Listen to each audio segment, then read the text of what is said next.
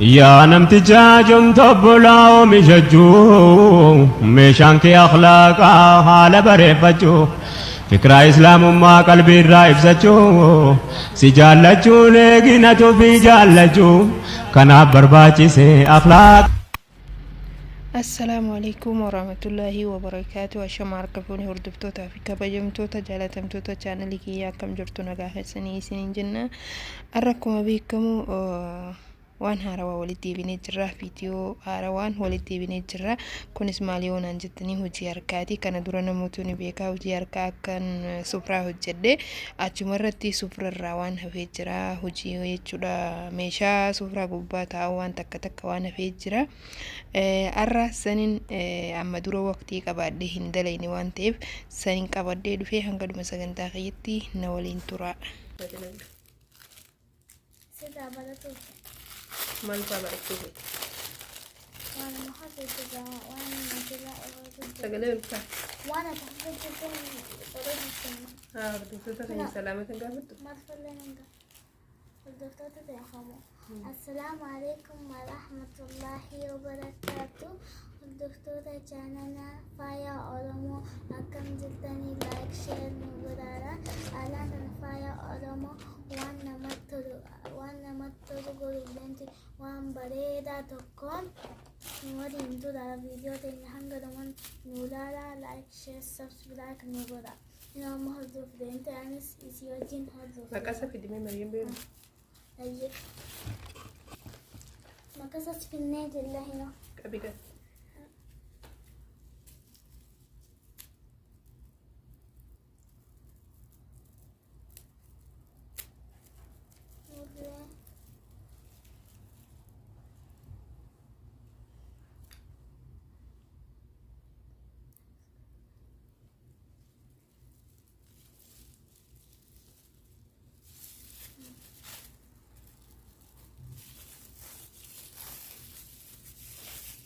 ليش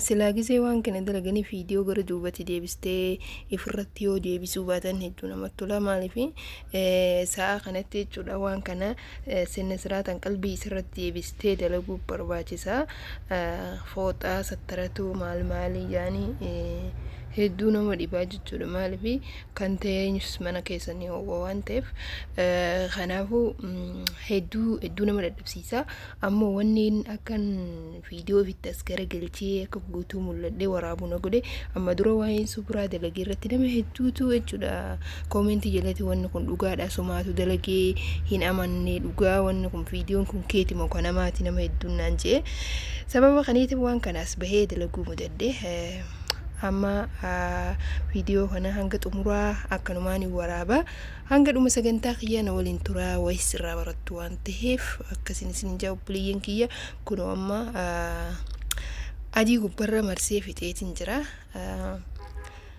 adii gubbarra marsee fixeetiin jira amma inshallah diimaa eegale diimanis yoo rabbi jeega ni ilaaltanii ni xumurama inni kun sadeen kana akkaataa inni itti dalagamee walitti qaxxalamus hanga dhuma fiidiyoo kana daawwattan walumaan ilaaltan isiniin jaa hordoftoota fi kabajamtoota kiyya waan kana jechuudha waan shamarra qofa ilaalatudha shamarri waan akkana kana hedduu barachuu qabdi maaliif mana fi keessatti waa hunda alarraa bituu fiiguu osoo hin taane waan akkana kana mana keessatti baratu mana keessatti jechuudha waan takka harka fiitiin godhatu keessaaf wanni harka fi hedduu namatti tola hedduu namatti bareedee jechuudha hedduu nama gammachiisa wanni harka fi waa hunda magaalaa irraa maallaqaan bituu osoo hin taane meeshaa mana keessaa waan takka harka ifiitiin hojjetattu baay'ee bareedaadha.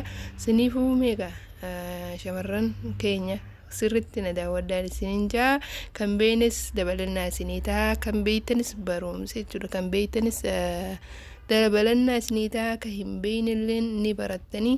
Akkasii viidiyoo kana like, share, subscribe godhaan isiniin jaa. Wal haa guddifnu. Akkasii gaa obboleeyyan kiyya inshaallah mee gaanga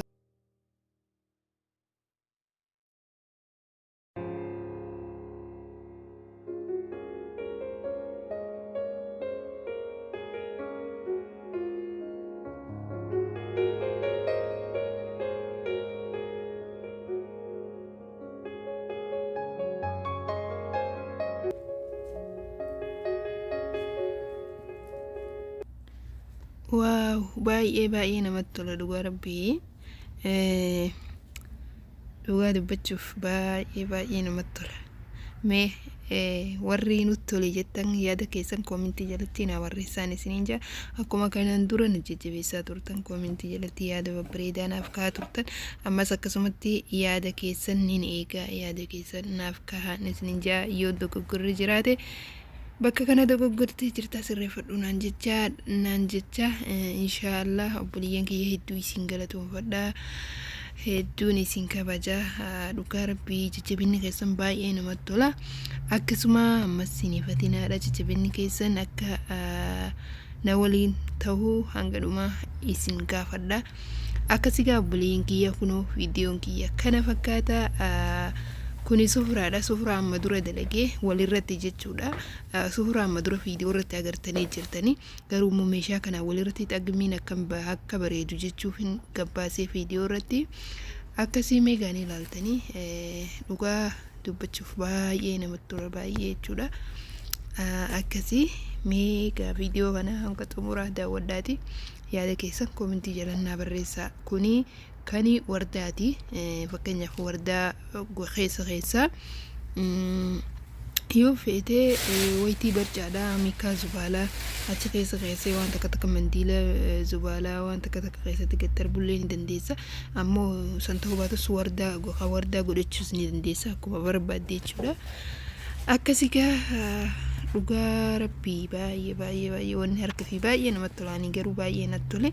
Isinis yaada keessan koomentii jalatti ni eegaa. Ani baay'ee na gammachiise. Kuni maal yoo naan jettanii kan daabbooti jechuudha. Daabboo fakkeenyaaf gisee barcaa godhattu daabboo keessa kaa'atta. Akkasitti jechuudha. Kan inni amma dalage kan inni amma hodhee isin agarsiise kuni ka daabbooti jechuudha.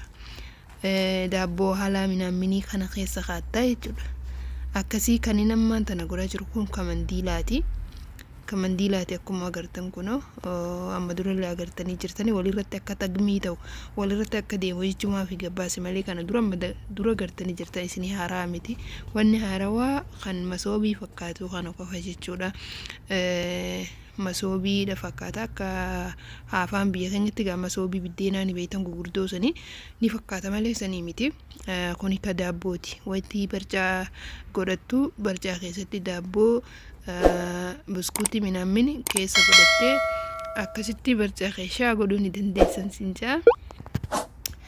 Akkasii gaa obboleeyyan kiyya dhugaa gaa hedduu dalagaan isaa hedduu nama dadhabsiisa. Sahaba garuu immoo gaafa gizee tolfametti baay'ee bareeda. Kun kamandiilaati. Walirratti gaa maashaallah maal jeesini haa himu gaa isinuu waan jettan numa laala. Dhugaa rabbi baay'ee natti tola. Akkasii maashaallah jihaadha.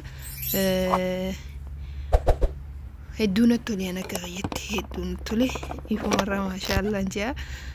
Akkasanii obboleeyyan kiyya honoofa gubbaa kanas bifa bareedaatiin callee gubbaa godhee bifa bareedaa taheen qabannaa isaa bifa bareedaa taheen gubbattis godhee haala kanaan viidiyoo keenya xumurree jirra. Hanga xumura viidiyoo keenya waan nu dhaggeeffattaniif galatooma. Hedduu isin jaaladha, hedduu isin kabaja. Jajjabinni keessan baay'ee namatti tola, baay'ee nama gammachiiftanii.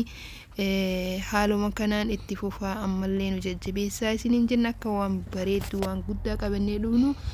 Hanga viidiyoo biraatiin walitti deebinutti nagaannaa tura.